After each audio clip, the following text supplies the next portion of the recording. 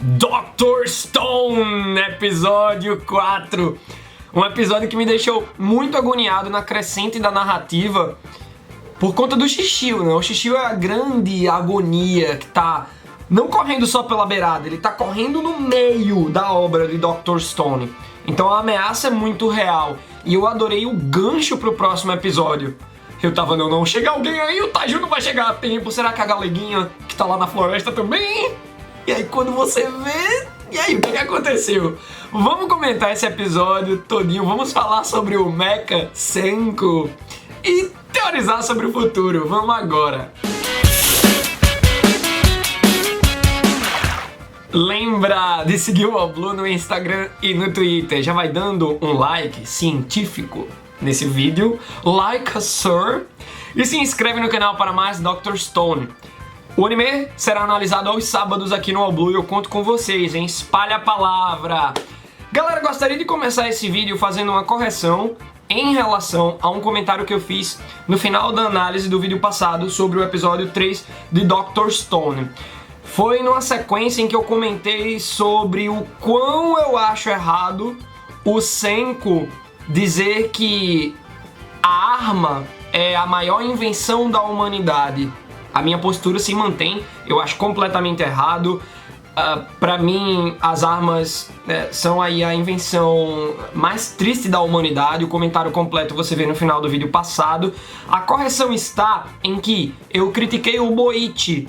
O Boichi é o ilustrador de Dr. Stone. E quem é digno dessa minha crítica é o Ichiro Inagaki, o roteirista de Dr. Stone, que fez, no caso, o Senku dizer isso. Então eu critiquei o Boichi de maneira errada, peço desculpas por isso, mas, correção feita, vamos à análise do episódio. A gente vê no começo o Taiju e a Yuzuriha! Eu só ouço o nome dela. Quando eu leio o nome da Yuzuriha, só me vem a voz do Taiju gritando o nome dela. Eles estão nos banhos termais. Quando eu vi essa cena, curiosidade da minha percepção assistindo o anime. Tem lá, né, um murinho de separação, as mulheres tomam banho de um lado, tipo, as mulheres, só tem a Yuzuriha, e os homens do outro lado. Eu sei que o Taiju, o Senku, a Yuzuriha, eles vêm de uma sociedade civilizada, mas, véi, deu tempo de você criar um murinho de separação, tenta ver se tem uma outra terma, mas bom, a minha percepção é muito detalhe, são coisas que eu fico observando aqui e ali. Mas pra narrativa acontecer, né, seria interessante eles estarem de costas um pro outro, um ouvindo o outro. E aí o Taiju lembra pra Yuzuriha que ele tinha algo a dizer pra ela, que no momento que ele ia dizer, todo mundo foi petrificado e ela... O que era, Taiju? O que tu ia me dizer? Ela toda fofinha, se envergonhando. Aí o Taiju, velho, o cara diz que acha injusto confessar o que ele ia dizer num mundo de pedra. Não, pô, quando a gente salvar a humanidade, aí eu me declaro. Isso não faz sentido nenhum, velho. Diz logo, vamos de amorzinho aí, salvar a humanidade juntos. Com amor é que as coisas evoluem melhor, tá ligado? Mas, pelo que eu entendi, é algo narrativo, é um momento esperado. Por exemplo, o Luffy diz que vai virar o Rei dos Piratas. Em One Piece a gente espera que esse dia chegue. Mesma coisa o Naruto em Naruto. Ele diz que quer virar o Hokage. Pô, quando isso acontecer vai ser épico. Então, a mesma coisa aqui, né? É um momento chave da obra que a gente espera lá pro final. Que o Taiju se declare finalmente pra Yuzuriha! É aí que o Senku começa a criar a pólvora. Ele usa lá o enxofre, carvão e nitrato de potássio. Olhem só. O primeiro item, né, o enxofre, veio desse monte. Eles migraram, rolou um êxodo aí, 80 quilômetros, e eles acharam esse monte cheio de enxofre. O carvão é simples, é só queimar madeira. Por isso que a gente vê posteriormente nesse episódio o Taiju colhendo muita lenha para gerar o carvão. E o nitrato de potássio vem da caverna, é o quarto uso, o tal quarto uso que o Senku escondeu do Shishio. E o Senku, no caso, ainda utiliza um boost de açúcar para dar um poder maior. Então olhem só, você consegue criar pólvora com esses três elementos aí, né? O enxofre, carvão, nitrato de potássio. Mas observem que o Senku, ele tem um conhecimento tão aprofundado que ele consegue dar um boost nas coisas. Talvez ele vá ensinando coisas pro Shishio no futuro, enquanto o Shishio tá aí comendo pela beirada, tá participando do grupo do Senko, né? Porque eu acho que eles vão se dividir no futuro e ter uma batalha ideológica. Mas o Senko, ele pode dar a receitinha das coisas sem o temperinho do Senko. Então, tudo aquilo que o Shishio fabricar vai ser inferior ao fabricado pelo Senko. Eu achei muito pertinente que nesse momento do anime chegou aí o Mecha Senko e ele diz, a receita é verdadeira, não tente isso em casa. Então, muito louco a gente perceber que o anime tá ensinando a gente a fazer pólvora, explode. E eu gostei que logo após o Mecha Senko, né, é uma gag, é uma piadinha ali do anime de Dr. Stone, quando ele explica tudo pra gente, vem um exemplo. O anime mostra o que é que acontece. Tem uma explosão, eles são arremessados. No anime é tudo muito bonitinho, né? Ah, meu Deus, levei uma queda, mas você pode perder um dedo, perder um braço de repente. Então, realmente não tentem isso em casa. Gostei da mensagem de conscientização. É aí que, com a pólvora pronta, o Senko diz que vai usá-la pra ameaçar o Shishio. Ele vai fazer um trato, que não é um trato, né? É um ultimato. Os Vingadores piram. Se o Shishio recusar esse ultimato, isso tudo que o Senko tem pra dizer, o Senko diz que vai matar o Shishio. Eu achei muito louco a postura do Senko. Combina com a personalidade dele, mas eu acredito que ele deveria ser um pouquinho menos frio. Sabe, ele é um cara muito... Não é um Raito Yagami da vida, então não vai falar em matar o cara assim. O Shishio, ele já tem uma postura assassina, que é inerente a ele, analisada pelo próprio Senko, mas o Senko, eu fico besta com as colocações e com a postura do Senko por vezes. E eu entendo isso de precisar matar agora que estão na idade da pedra. Eles estão vivendo na selva, são animais, é história de cadeia alimentar. Mas aí a gente sabe que uma vez evoluindo a sociedade, civilizados que somos, não é bom ter essa história de matar. Por exemplo, um momento muito incrível de restabelecimento da sociedade em quadrinhos é o que a gente lê em The Walking Dead, quando o Rick finalmente vence o Negan, que é um dos piores vilões mais cruéis de The Walking Dead. Ele decide prender o Negan. E essa atitude do Rick é a base para se criar uma sociedade de respeito. Tipo, a gente não vai matar o cara que a gente não é animal, a gente não é selvagem. Então eu espero que no futuro de Dr. Stone as coisas não se resolvam assim nessa frieza toda. Daí vemos um sinal de fumaça vindo de uma floresta. A gente já pensa, caramba, é o Shishio. O próprio Taiju pensou também, mas aí o Senko diz, não, tá vindo de outra direção. O Shishio não ia circular o monte, não tem lógica.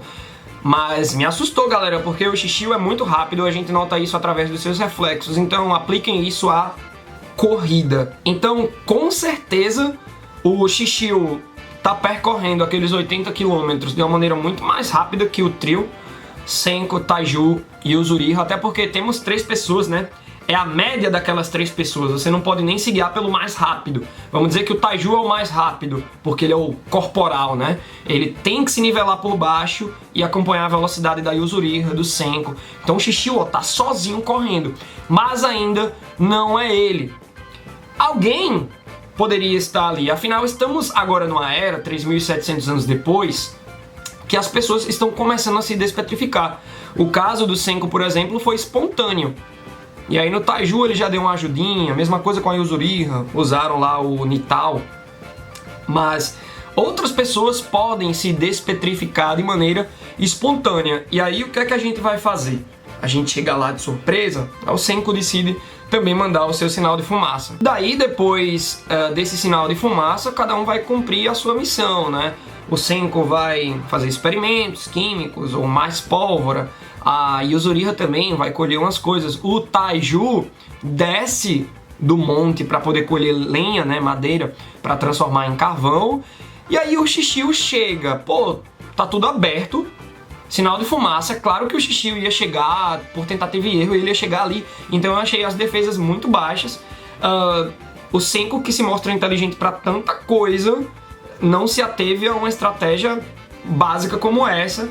Tipo, talvez o Senko ele seja bom na química. Tem química esse aí. Pra bolar as coisas, os materiais, as engenhocas. Mas talvez ele não tenha estratégia de guerra. Sabe, a arte da guerra, Sun Tzu. Tô em terreno alto, mas deixei minhas defesas abertas aqui. A não ser que eu não tenha percebido algo que um de vocês percebeu. E aí a gente complementa os raciocínios nos comentários, beleza? E aí o Shishio, como viu tudo muito fácil ali, pega a Yuzuriha como refém. Galera, que agonia, porque o Senko, ele se depara com aquela situação e diz, pô, não me importo com a Yuzuriha. Aí você vai, pô, que cara frio, né? Armas, tipo, a maior invenção da humanidade. Vamos matar o Shishio com pólvora. Não me importo com a Yuzuriha. Eu comprei o blefe do Senko. Porque ele tá mostrando que é um personagem frio, mas ele não é tão frio assim quando ele vê a atitude do Shishio. Ele corta o cabelo da garota. E aí ele vê o reflexo do Senko qual é. Não! Sabe? Já, velho, flagrou tudo ali. Então eu sei que ela é importante. Tu não vai querer matá-la, né? A Yuzuriha, ela até brinca, né? Que, pô, tá refrescante agora, que bom. E ela coloca a lança do Shishio no pescoço. Ela topa se sacrificar. Agora, se lá nos banhos termais ela gostou da postura do Taiju em ter algo pra falar quando a civilização se reerguer, tipo, eu tinha uma declaração pra você, é claro que ela sabe o que é. Então, se ela decide se sacrificar pela humanidade, pô, eu achei que tirou um pouco do peso da relação dela com o Taiju. Eu queria ver uma atitude dela do tipo, pô, eu não queria ir porque o Taiju tem algo pra me dizer. Ia conectar mais esses dois personagens. Então, eu achei um pouco fora de lugar os comportamentos, mas que tudo pode se desenvolver de uma outra maneira no futuro e termos a explicação de por que a Yuzuriha agiu desse jeito. E aí o Senko conta a fórmula que o Shishio tanto quer, a fórmula de despetrificar. O Shishio não tá nem procurando a pólvora, ele sabe que o Senko foi lá pra fazer a pólvora, tá feita, mas ele quer a fórmula de despetrificar pra ele reerguer o seu próprio grupo, sair implantando seus ideais. E é aí que eu quero ver, né? Será que as pessoas vão topar de pronto a visão do Shishio, ou ele vai precisar convencer? E ele vai brigar com outras pessoas e de repente ter um domínio tirânico? Porque ele é um extremista, né? Então pode ser, é a cara dele. E aí eu fiquei bastante preocupado quando o Senko revela a fórmula, mas eu me lembrei, pô, tem os boosts do Senko, né? Então talvez ele tenha ensinado o básico da fórmula pro Shishio despetrificar menos pessoas. Tipo, imagine uma quantidade de tempo, uma semana. Com a fórmula do jeito que o Senko sabe, ele pode despetrificar 100 pessoas. E no caso o Shishio, com esse material aí, sem os boosts do Senko, ele despetrifica 10. Então, por esse lado, eu fiquei um pouco tranquilo até. O Shishio, quando aprende a fórmula, ele diz que não tem mais motivos de deixar o Senko vivo. Aí que você fica, velho, ele disse a fórmula e o Shishio vai fazer isso. Então, o Shishio pede, ó, se tu me prometer que vai acabar com esse papo de reerguer a civilização e voltar com os adultos, aí eu te deixo de boas aqui. Pô, o Senko poderia ter mentido, né? Mas o japonês tem muito isso de honra, e eu me lembro muito de um discurso do Jon Snow de Game of Thrones. Se a gente não acredita nas palavras uns dos outros, mas, tipo, elas não vão servir de nada, né? Em Game of Thrones, os personagens honrados dão a palavra. E você vê que os maus, eles descumprem as palavras como se não fosse nada. Então é uma questão de honra, né? E aí tá nessa. O que é que o Senko vai falar pro Shishio? Ele vai prometer que não vai mais reerguer a civilização? E, pô, quando você vê o imaginário do Shishio, né? Os adultos voltando, então teremos guerras. E dá pra entender muito bem como o Shishio pensa, mas não dá pra concordar pelo caminho que ele tá seguindo pra rumar até o seu objetivo. Daí, galera, nesse momento do episódio eu adorei que tivemos o flashback do Senko. Não sei se teremos apenas esse flashback. Gostei bastante pra desenvolver o personagem, mas ele não acrescenta um peso muito grande. Ele só ajuda a gente a entender o lado científico do Senko. Uma coisa que eu noto também nesse flashback que foi importante da personalidade do Senko é que ele é um cara teimoso. Então, ao notarmos que ele é uma criança teimosa, a gente pode transportar isso para o futuro, para aquela situação, daquele dilema ali com o Shishio. Então, ele sempre foi uma criança curiosa, ele quis estudar para aprender tudo. Quando ele ouviu de um professor que ele não estava se saindo bem, então, pô, eu vou estudar, eu vou aprender, adorei a postura dele, né, que ele pega uma crítica e, tipo, usa isso para evoluir. E aí a gente vê que o pai dele apoiava bastante, velho. O pai vendeu o carro para incentivar. Vende o carro, dane-se, deixa eu comprar um monte de material aqui pro meu filho, velho. Isso aqui é um pai, viu? Meu Deus, incrível. Então ele vai testando mil coisas com a ajuda do Taiju. Você vê que o Taiju tá lá com ele desde pequenininho, não é uma amizade, depois que eles ficaram mais velhos. E eu adorei porque mostrou ele errando muito. Vamos fazer esse foguetinho decolar. O foguete dá uma pirueta e cai. É tentativa e erro, isso é pra tudo na vida. Quando a gente tá estudando na escola, quando a gente tá estudando ou pesquisando na faculdade, quando a gente tá trabalhando também, quando a gente inicia um projeto, quando a gente quer dar uma de empreendedor, é tentativa e erro. A gente tem essa sede de acertar, de já tá lá no topo e tipo, o topo nunca chega, velho. O interessante é a trajetória e você sempre ser um aprendiz nessa trajetória. E essa é a postura do Senko, né? E ele disse para esse professor, eu vou pro espaço. E ele envia os bonequinhos dele, do Taiju, da Yuzuriha, pro espaço, velho. Os bonequinhos que a Yuzuriha fez. Ela também tá com eles desde antes, né? E eu achei massa, eu gostei desse flashback. Foi a parte mais interessante do episódio. E aí volta no tempo presente com essa carga. Conhecemos mais o Senko, já temos uma camada a mais de intimidade com esse personagem. E ele disse que não vai desistir da ciência. Ele não conseguiu negar, ele poderia ter mentido, mas... velho, não tem como ele falar em voz alta que ele vai desistir de resgatar a humanidade, porque isso seria negar a ciência. E aí o Shishio, beleza, vai ser indolor, vou soldar ali uma aqui na nuca, tu não vai nem sentir, tipo, tu vai dormir e morrer. A frieza do Shishio ao falar isso, pô. E aí o Senko, beleza, vai lá. Quando você vê o Shishio caminhando e o Taiju sente que tem algo errado, tipo, parecia um sexto sentido, né? Eu achei bonito, né? Amizade. Ele larga a lenha e sai correndo, mas não vai dar tempo. Aí eu lembrei da lourinha da floresta. Eu, caramba, ela vai chegar aí e bater de frente com o Shishio. Será que ela é forte que nem o Shishio? Tipo, uma mulher forte, brutalmente forte, que nem o vilão de Dr. Stone. Mas ela não chega e o episódio acaba nesse cliffhanger. A gente escuta o barulho do golpe. E acaba. Gostaram da sonoplastia?